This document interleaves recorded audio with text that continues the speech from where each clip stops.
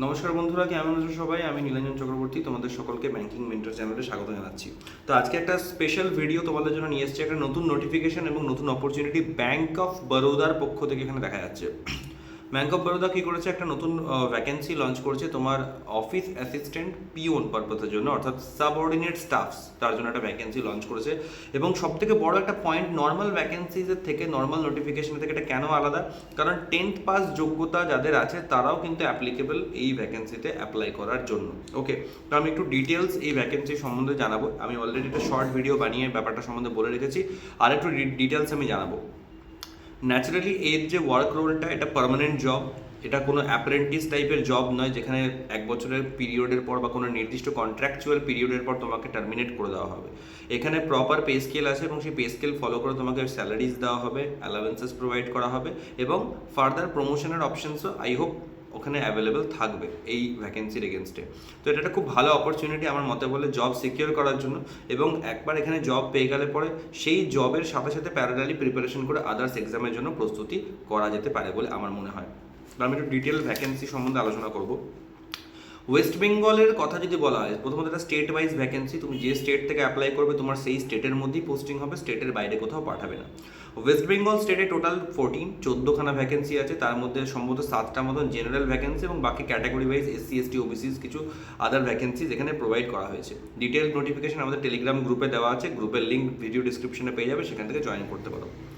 আচ্ছা, বয়সের সীমা যদি বলি, এখানটা বয়সের সীমা দেওয়া আছে 18 বছর বয়স মিনিমাম হতে হবে অ্যাপ্লাই করার জন্য, যেটা ব্যাংক এক্সামসের ক্ষেত্রে নর্মালি দেখে থাকি অন্যরকম হয়।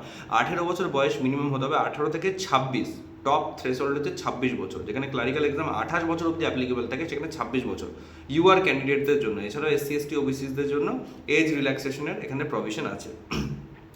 আর এজ হতে হবে অ্যাজ অন 1/5/2025, 1 মে 2025 হিসেবে এই বয়সের সীমাটা 18 থেকে 26 বছরের মধ্যে তোমার হতে হবে। কোয়ালিফিকেশন যেটা, যে 10th পাস মিনিমাম কোয়ালিফিকেশন, মাধ্যমিক পাস হলেই তুমি অ্যাপ্লাই করতে পারো এই পরীক্ষার জন্য, কোনো প্রবলেম নেই। আর যারা নর্মাল প্রিপারেশন করছো ব্যাংক এক্সামসের জন্য, আমি বলবো তাদের জন্য এটা একটা খারাপ অপরচুনিটি নয়, তারাও কিন্তু এই এক্সামের জন্য অ্যাপিয়ার করতে পারো। অ্যাটলিস্ট জব সিকিউরিটির কথাটা যদি কেউ মাথায় ভাবো, কারণ আর্জেন্ট জব দরকার আছে, একটা পার্মানেন্ট জব দরকার আছে, সিকিউর জব দরকার আছে তার জন্য। এবং এটা এমন একটা জব যে এই জবে তুমি জয়েন করার সাথে সাথে পাশাপাশি অন্য এক্সামসের জন্য প্রিপারেশন চালিয়ে যেতে পারো। এটা খুব ভালো অপরচুনিটি বলে আমার অন্তত মনে হয়। এবং এই ধরনের ভ্যাকেন্সি খুব একটা বেশি দেখা যায় না, তো হঠাৎ হঠাৎই আসে এগুলো, ভালো সুযোগ।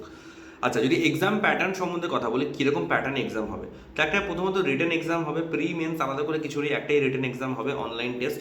তো সেটা হচ্ছে কি, 4টে সেকশন আছে এখানে, English, general awareness, quantitative aptitude বা ম্যাথস এবং রিজনিং, 4টে সেকশন আছে। প্রত্যেকটা সেকশনে হচ্ছে 25 মার্কস করে থাকছে, 25 মার্কস করে একটা সেকশন থাকছে এবং এক একটা সেকশনের জন্য 20 মিনিট করে সময় দেওয়া হচ্ছে। তো তোমরা যদি নর্মালি চিন্তা করো, যারা ব্যাংকের প্রিপারেশন অলরেডি নিয়ে আসছো, 35 মার্কসের এক একটা সেকশন আমরা প্রিলিমসে করি, কোয়ান্টস বলো, রিজনিং বলো, ইংলিশ হলে 30 থাকে, তো সেটার জন্য আমরা 20 মিনিট করে টাইম পাই। সেখানে মাত্র 25 মার্কসের কোশ্চেন, তার জন্য 20 মিনিট টাইম। তো বুঝতেই পারছো জিনিসটা তুলনামূলক একটু তো সহজ হবেই, বোঝাই যাচ্ছে। প্রত্যেকটা সেকশনের জন্য আমরা 20 মিনিট পাচ্ছি এবং টোটাল 80 মিনিট, 4টে সেকশনে টোটাল 4×20 80 মিনিট টাইম থাকছে এবং সেকশনাল টাইমিং আছে, বুঝতেই পারছো, কম্পোজিট টাইমিং কিন্তু নয়। নেগেটিভ মার্কিং যেরকম থাকে, প্রতি 4টে কোশ্চেন বলে 1 মার্কস, অর্থাৎ পার কোশ্চেনে 0.25 করে নেগেটিভ মার্কিং এখানে ক্যারি করছে।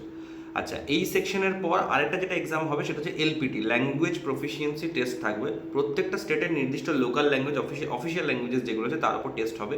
সম্ভবত আমি যেটা দেখলাম ওয়েস্ট বেঙ্গলের ক্ষেত্রে বেঙ্গলি আর নেপালি এই দুটোকে অফিসিয়াল ল্যাঙ্গুয়েজ ধরা হয়েছে এবং তার উপর প্রফিসিয়েন্সি চেক করা হবে। তো যারা বেঙ্গলি থেকে আছো তারা তো ডেফিনেটলি পারবে, আশা করছি কোনো প্রবলেম হবে না। এখানে এলপিটিটা কিন্তু ম্যান্ডেটরি, অন্য যে এক্সামসগুলো হয় আইবিপিএস পিও ক্লার্কের ক্ষেত্রে, ওখানে যেমন এলপিটির কথা বলা হয়ে থাকে, সেই এলপিটির মধ্যে কিন্তু নয়, এখানে এলপিটি তোমাকে দিতে হবে। নর্মালি কী হয় যে ওই স্টেটের লোকাল ল্যাঙ্গুয়েজ তোমার যদি স্টাডিড থাকে ক্লারিক্যাল এক্সামের জন্য, লোকাল ল্যাঙ্গুয়েজ যদি স্টাডিড থাকে তোমার স্কুল লেভেলে, তো ইন দ্যাট কেস তোমার এলপিটি দেওয়ার প্রয়োজন হয় না, কিন্তু এক্ষেত্রে কিন্তু এলপিটিটা দিতে হবে যতদূর আমি দেখলাম। অ্যাপ্লিকেশন কোথায় হবে? www.bankofbaroda.in/career.html, এইটা হচ্ছে ওদের পোর্টালের লিঙ্ক। তুমি এই লিঙ্কটা নোটিফিকেশনের পিডিএফ এর মধ্যেও পেয়ে যাবে, সেখান থেকে অ্যাপ্লাই করতে পারো। যেমন নর্মাল ব্যাংক এক্সামসের অ্যাপ্লিকেশনস হয়, যারা নতুন তারা কোনো সাইবার ক্যাফেতে গিয়ে সেখান থেকে ফিল আপ করতে পারো, ভেরি ইজি, কোনো প্রবলেমের কিছু নেই, সমস্ত ডকুমেন্টস নিয়ে ওখান থেকে ফিল আপ করে নিতে পারো। আর বাকি যারা অলরেডি ব্যাংক এক্সামস দিয়েছো তাদের জানাই আছে কেমন করে ফিল আপ হয়, তো একদম সেরকম টাইপেরই ফিল আপের সিস্টেম আছে এখানে, কোনো অসুবিধার কিছু নেই। অনলাইন ফিল আপ হবে, কোনো অফলাইন কোনো সিস্টেম নেই এখানে। ওকে, তো তোমরা এটার জন্য অ্যাপ্লাই করতে পারো, ভালো ভ্যাকেন্সি আছে আমার মতে বলে এটা একটা ভালো অপরচুনিটি। এবার যদি বলা হয়, যদি প্রশ্ন করো যে কী করে প্রিপারেশন করবো এটার জন্য, তো আমি রিসেন্টলি নতুন ব্যাচ লঞ্চ করছি, foundation batch quants 2.0 and reasoning 2.0, quants and রিজনিংয়ের জন্য। তো তোমরা চাইলে সেই ব্যাচে এনরোল করতে পারো। ব্যাচের এনরোলমেন্টের জন্য আমার হোয়াটসঅ্যাপ নাম্বার আমি কমেন্টে পিন করে দেবো, বা ভিডিও ডিসক্রিপশনও দেওয়া থাকবে, বা টেলিগ্রাম গ্রুপ থেকেও আমার সঙ্গে যোগাযোগ করতে পারো যে আমি এনরোলমেন্ট করতে চাই। তো সেখান থেকে তোমরা জয়েন হতে পারো আমাদের যে নতুন ব্যাচ লঞ্চ করছি সেখানে, ফর ফাউন্ডেশন প্রিপারেশন আর অল ওভার ব্যাঙ্কিং প্রিপারেশনের জন্য। কারণ আপকামিং আরও নোটিফিকেশানস আসবে, আরও বিভিন্নভাবে তোমাদের তৈরি হতে হবে, অনেক রকম ব্যাপার আছে। তো সেগুলোর জন্য প্রপার গাইডেন্স আমরা দেবো, এবং কোয়ান্টস আর রিজনিংটাকে স্পেশালি যেগুলো আমি ডিল করি যে সমস্ত সাবজেক্টের ওপর, তো সেই সমস্ত সাবজেক্ট দুটোকে একদম ফাউন্ডেশন বেস লেভেল থেকে, যাদের একদম কোনো প্রস্তুতি নেই, জিরো লেভেল প্রিপারেশন, তাদেরকে একদম বেস থেকে স্টেপ বাই স্টেপ ধরে প্রত্যেকটা কনসেপ্ট ডিসকাস করা হবে, সেগুলোর উপর এক্সারসাইজ প্র্যাকটিস করা হবে। সিলেবাস কমপ্লিশনের পর প্রিলিমস লেভেলের এক্সারসাইজ প্র্যাকটিস হবে, সেট প্র্যাকটিস হবে, এবং তার সঙ্গে মেন্স লেভেলের জিনিসপত্রকে প্যারালাল নিয়ে আমরা চলবো, প্রিলিমস মেন্স একসঙ্গে ব্যালেন্স করে আমরা চলবো। তো এরকমভাবে খুব ভালো একটা ব্যাচ আমি ডিজাইন করার চেষ্টা করেছি তোমাদের সকলের জন্য। যদি কেউ ইন্টারেস্টেড থাকো জয়েন করতে পারো। অলরেডি কোয়ান্টস 1.0, রিজনিং 1.0 আমাদের শেষ হয়ে এসছে, সেখানে আমি মেন্সের ব্যাচ শুরু করতে চলেছি খুব শীঘ্রই, এবং কোয়ান্টস 2.0, রিজনিং 2.0 ফাউন্ডেশন লেভেল থেকে স্টার্ট হতে চলেছে। তো যারা এনরোল করতে চাও তাড়াতাড়ি এনরোল করে নাও, কারণ ক্লাস খুব শীঘ্রই আমরা শুরু করবো, নইলে পরে তখন কিন্তু পিছিয়ে পড়তে হতে পারে। তো এই ছিল all over discussion about this vacancy. আশা করছি তোমাদের কিছু হলো বেনিফিট হলো এই ভিডিও থেকে। যদি ভালো লাগে একটু শেয়ার করে দিও বন্ধুদের মধ্যে যারা প্রিপারেশন করছে ব্যাঙ্কিংয়ের সঙ্গে। তোমরা যদি নতুন হও তাহলে চ্যানেলে প্লিজ সাবস্ক্রাইব করো, আর একটা লাইক দিয়ে কমেন্ট করে জানিও ভিডিওটা কেমন লাগলো। All the very best of luck.